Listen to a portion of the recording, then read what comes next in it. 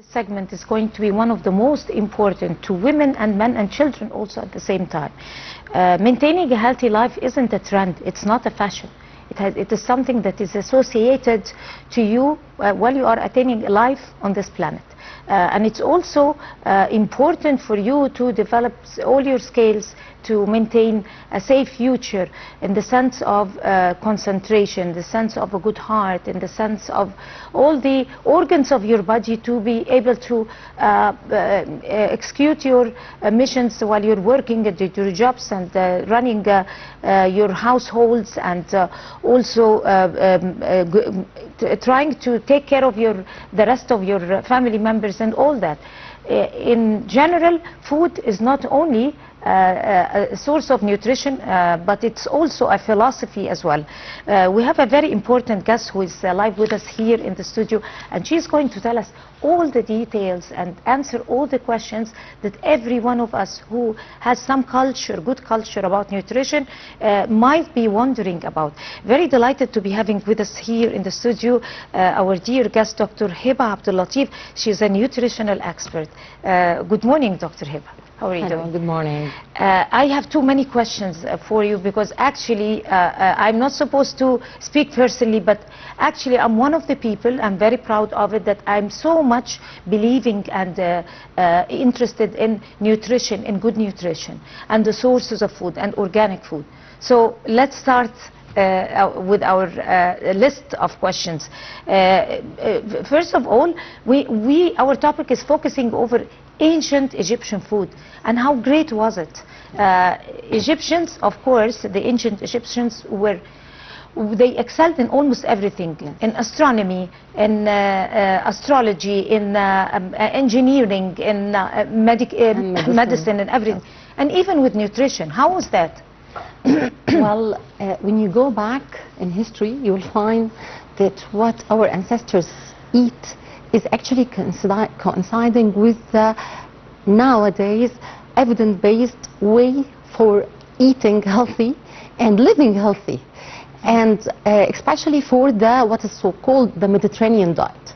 Now there is what's so-called the Mediterranean diet that is proved to be evidence-based, that it decreases the non-communicable diseases related to the heart, to the diabetes, to the even cancer, by almost 10 to 20% decrease in the risk. And what is the Mediterranean diet? Actually, it is almost the same as our ancestors, what they used to eat, which is, first of all, whole pulses like whole wheat, legumes like lentil, chickpeas and beans, black eye beans, lot of vegetables. Our ancestors, they knew leek, lettuce, cucumber, also. Arugula also. Arugula, yes. Sprouts. Exactly. And okra. They used the okra in their food. Maybe they didn't know that it's the zucchini as we know it, but they knew the okra. Also, they knew healthy types of fat, like flaxseed oil. Now it is all the media talking about the importance of the flaxseed oil and how rich it is with omega-3 fatty acids. And they knew also the sesame oil with all the antioxidants properties it has. Maybe they didn't know well the olive oil, which is an important part in the Mediterranean diet, but however they knew other types of healthy fat. And what is really fascinating, that they know fermentation. You know, now we are all talking about the microbiota, of course, and how it is important. The cabbage, the purple cabbage, when it's yes, they knew, for example, sourdough, which is fermented. Of course. They knew cheese. They knew some sort of like a yogurt, fermented malt.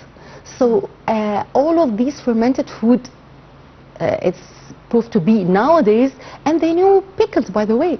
It is healthy because all of the pieces of the microbiota. Also, they eat meat, but in regular amount and small amounts actually. Poultry, mainly goose, ducks, And the meat itself from the cattle and the sheep, it was meant for, you know, the higher hierarchy in the community and kings and so. So mainly they were vegetable based. They were vegetarians? No, they are not vegetarians, but they ate a lot of vegetables. And the meat portion coming from the poultry, especially, and fish.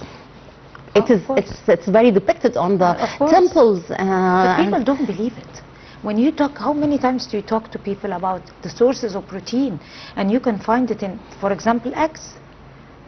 They don't believe you. They need to have doctors like you to be able to spread awareness. We are in dire need for this type of awareness. It's 7,000 years back. Yes. And those people have that sense of awareness. And until this very moment, we need people to explain. You know that there is a very ancient papyrus, which is the Ebers papyrus.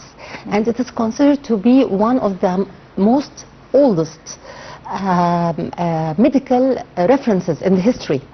And there is almost like 100 medical nutrition recipes, they used food as medicine. And they knew, but not in the context that we say it, the detox water, but it is used in like fenugreek. They use it for digestion, for example. And there in the Ebers papyrus, there is the first known recipe for weight loss, and it is listed in the Ebers papyrus. This interview is very precious for me as a presenter, but at the same time, the time is very little, and I really need to get all the information from you. First of all, you said a very important statement, which was that they used food as medicine. Yes. This is one thing. Yes, we really have to get all the information from you before you leave. But at the same time, we need to know, how were all the ancient Egyptian women that slim? Not a single woman was fat. So was that because they kept some food aside? Yes. What was that food, so that we can tell people not to touch it and take an alternative that would be nutritious and would make you satisfied and healthy and bulky, but at the same time, besides the fiber, of course. Yes. Let us start by the food as medicine. Yes, as we all have seen on the temples, and it is depicted, men, they have broad shoulders, narrow waists, good muscle tone. Muscular, yes. Females are feminine, curvy, narrow waist. None of them has the big bellies. And this is mostly in the working type and from the community and the farmers. However, when it comes to the priest, temple priest, and some kings and queens, for example, Hatshepsut, there are some studies and CT examinations that revealed that some of them, they knew obesity and they knew some atherosclerosis changes in the heart. Why? And why? Because the higher hierarchy, the kings and the queens, they were moving less, and they had an access to more meat, of course, more fat, and more honey and dates and sugars. And they were not leading a healthy life. No, actually, they were when we put it into relation to our habits, they are still healthy, or healthier. But when we compare it with the workers and the farmers and the common people, of course, they had better life, because they had less carb, less sugars, less, even if it's coming from honey at the end it is sugars, and less fat. So and they were moving more. And if you're talking about the main pillars of healthy lifestyle, yes, exercise and walking is one of them, and of course healthy eating patterns. So exercise, moving, and healthy, they are coinciding with each other. So we have to know that you even if you have many varieties, you have to be mindful, and you know how to pick in the quantity and the quality. It's not only the quality, the quantity as well. So when we go back to our ancestors, we will find that they knew how to eat and how to move and how to sleep, by the way. You know that... I was just going to touch on this, the biological hour. Yes. And waking up early. Some people will say, no, I just wake up at like 12 p.m. or something, 1 p.m. This is against our circadian rhythm, and it's against our hormones. And new studies have shown that staying late and depriving yourself from proper hours of sleep, you will get more fat. You will grow older. Yes, of course, all these cells, and it is predisposed to some malignancies, for example. And the obesity comes in the trunk more. Why? Because it is related to some hormonal disturbances. And you mean when you stay more late, you get more fat in your belly. You mean the cortisol? Yes, it is related somehow to the cortisol. Exactly, but again, we need that you explain to people that matter how many hours that you sleep during the day, then this is not going to be helpful. Because it's against the circadian rhythm. We have our inner clock. And that inner clock coincides with our hormones. And these hormones are related directly to how we process food. The human compass also. Yes, yes. It's how we process food, how we digest, how we metabolize our food, how we secrete our hormones. So even if you sleep, for example, in the children, the growth hormone is secreted at night. By night time, of course. And in the shades. So they have to sleep in night in dim light. But then I have a very important question for you. You talked about quantities because some people believe they have they have nutrition awareness, but at the same time I think that sesame, the raw sesame that is not grilled or something, it is a good source of calcium, for example. Exactly. And the beet, for example.